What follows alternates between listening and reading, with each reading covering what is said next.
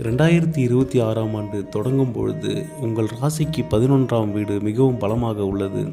சூரிய பகவான், செவ்வாய் பகவான் மற்றும் சுக்கிரன், புதன் என 4 கிரகங்கள் உங்கள் 11ஆம் வீட்டில் அமர்ந்துள்ளன.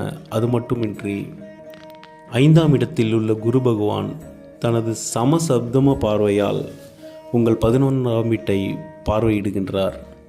இந்த கிரக சேர்க்கையும் பார்வையும் நீங்கள் இந்த வருடத்தில் அடைய இருக்கும் லாபத்தை பற்றி குறிக்கின்றன. உங்களின் ராசிநாதனான சனீஸ்வர பகவான் தற்பொழுது மீன ராசியில் அமர்ந்துள்ளார். மீன ராசி உங்கள் ராசிக்கு 2ஆம் இடமாகும், குடும்பம் மற்றும் வாக்குஸ்தானமாகும். இதில் அமர்ந்துள்ள சனி பகவான் உங்களுக்கு பாத சனியாக செயல்பட்டு கொண்டிருக்கிறார். உங்களுக்கு 7.5 முடிய இன்னும் 2.5 வருடங்கள் உள்ளன. அதன்பின் உங்களுக்கு 7.5 சனி முடிவு பெற்றுவிடும்.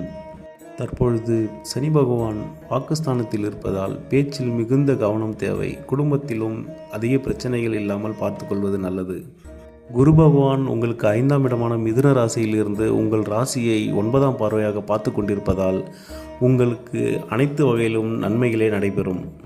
2026ஆம்